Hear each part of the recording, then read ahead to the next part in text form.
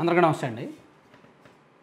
Telugu Desam party అధినేత చంద్రబాబు నాయుడు గారు అసలు ఎందుకు టికెట్లు ప్రకటించడం లేదు? అధికారంలో ఉన్న వైఎస్ఆర్ కాంగ్రెస్ పార్టీ ఏమో అభ్యర్థుల ఎంపికలో చాలా స్పీడ్ ఉన్నారు. ఆల్రెడీ 2 విడతల్లో కలిపి 38 నియోజకవర్గాలకు అభ్యర్థులను ప్రకటించారు. సమన్వయకర్తలు మీన్స్ అభ్యర్థులే. మిగిలిన సీట్లలో కూడా దాదాపుగా ఇప్పుడున్న సిట్టింగ్ ఎమ్మెల్యేలని 90 మందిని కొనసాగిస్తారు. 80 నుంచి 90 మందిని కొనసాగిస్తారు. సో ఇక్కడ 90 మంది, ఇది పోగా ఒక 130 సీట్లకు వైసీపీ అభ్యర్థులను ఖరారు చేసినట్టే, సిట్టింగ్ ఎమ్మెల్యేలు ప్లస్ కొత్త ఇన్ఛార్జీలు. మరొక 40 సీట్లే ప్రకటించాలి. ఆ 40 కూడా సంక్రాంతిలోగా వచ్చేస్తాయి. అంటే జనవరి 15వ తేదీ కల్లా వైఎస్ఆర్ కాంగ్రెస్ పార్టీకి సంబంధించి వచ్చే ఎన్నికల్లో ఎవరు పోటీ చేయబోతున్నారు అనే విషయం ప్రజలకు తెలిసిపోద్ది. ఏ నియోజకవర్గంలో ఎవరు పోటీ చేస్తారనేది కేడర్కి తెలిసిపోద్ది, ప్రజలకు తెలిసిపోద్ది, నాయకులకు తెలుసు. వాళ్ళ పనులు వాళ్ళు చేసుకుంటారు. కానీ అభ్యర్థులను త్వరగా ప్రకటించాల్సిన అవసరం వైసీపీ కంటే టీడీపీకే ఎక్కువ ఉంది, జనసేనకే ఎక్కువ ఉంది. టీడీపీ ప్లస్ జనసేన పార్టీలే అభ్యర్థులను త్వరగా ప్రకటించాలి. ఎందుకంటే గ్రౌండ్ వర్క్ ఎక్కువ జరగాల్సింది టీడీపీ ప్లస్ జనసేన వైపు నుంచే. కార్యకర్తలను ఎక్కువగా కలుపుకోవాల్సింది టీడీపీ ప్లస్ జనసేన వైపు నుంచే. ఎవరు పోటీ చేస్తారో అనే ఫేస్ జనంలోకి వెళ్లాల్సింది టీడీపీ ప్లస్ జనసేన అభ్యర్థి నుంచే. వైసీపీకి ఏమీ నష్టం లేదు, వాళ్ళు ప్రభుత్వంలో ఉన్నారు కాబట్టి వాళ్ళ కార్యక్రమాలు ప్రభుత్వ కార్యక్రమాల రూపంలో అయినా సరే ఏదో ఒక సందర్భంలో ఏదో ఒక రోజు ప్రతిరోజు జనంలో వెళ్తూనే ఉంటారు. ఒక వాలంటీర్ వెళ్తాడు ఇంటికి అంటే వైసీపీ దోత వెళ్ళినట్టే, వైసీపీ గ్రౌండ్ వర్క్ జరుగుతున్నట్టే కదా. మరి టీడీపీ తరపున ఎవరు వెళ్తున్నారు?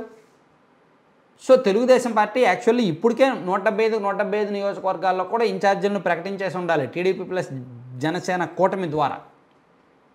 లేదు పొత్తుల్లో కొన్ని అప్లికేషన్స్ ఉంటాయి అనుకుంటే ఒక 25-30 వదిలేయచ్చు. కానీ టీడీపీలో ఆ పరిస్థితి లేదు, స్లోగా జరుగుతుంది. నారా లోకేష్ గారు చెప్పిన లెక్క ప్రకారం సంక్రాంతి తరువాతే ఉంటుంది. ఆయన పలు సందర్భాల్లో ఓపెన్గానే చెప్పారు.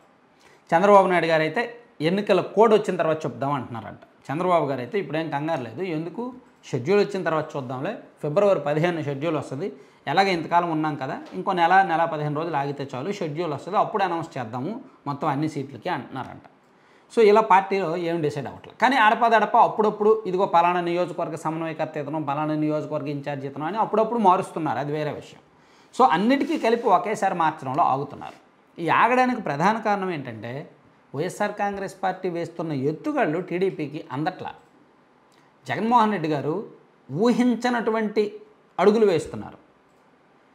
ఎక్కడ ఏ సామాజిక వర్గాన్ని పక్కన పెడతారో, ఎక్కడ ఏ సామాజిక వర్గాన్ని ముందుకు తీసుకొస్తారో అర్థం కావట్లా.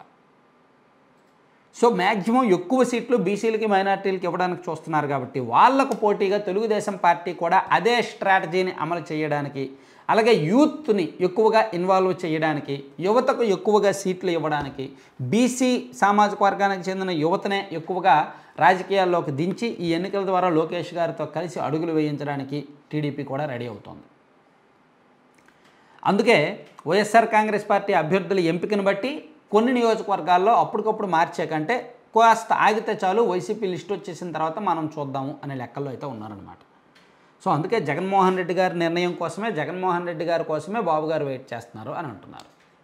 ముఖ్యంగా ఉత్తరాంధ్ర ప్లస్ రాయలసీమ జిల్లాల్లో, ఇప్పుడు ఉభయ గోదావరి జిల్లాల్లో ఇంత సూక్ష్మమైన సమీకరణాలు అక్కర్లా, టీడీపీ ప్లస్ జనసేన స్ట్రాంగ్గానే ఉన్నాయి.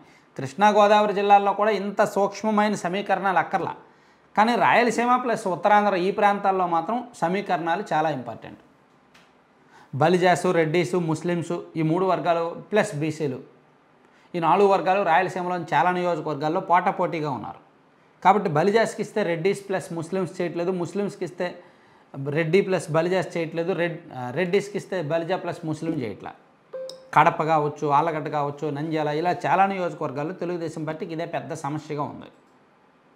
సో అందుకే దాన్ని అధిగమించడానికి, సామాజిక సమీకరణాలు బ్యాలెన్స్ చేయడానికి, వైసీపీ వేసిన అడుగులను కాస్త తెలుసుకొని స్టడీ చేసి అభ్యర్థులను ఎంపిక చేయడానికి టీడీపీ డిసైడ్ అయింది. అందుకే చాలా నియోజకవర్గాల్లో 2 లేదా 3 నాయకుల్ని ప్రాబబుల్స్ లిస్ట్ రెడీ చేశారు.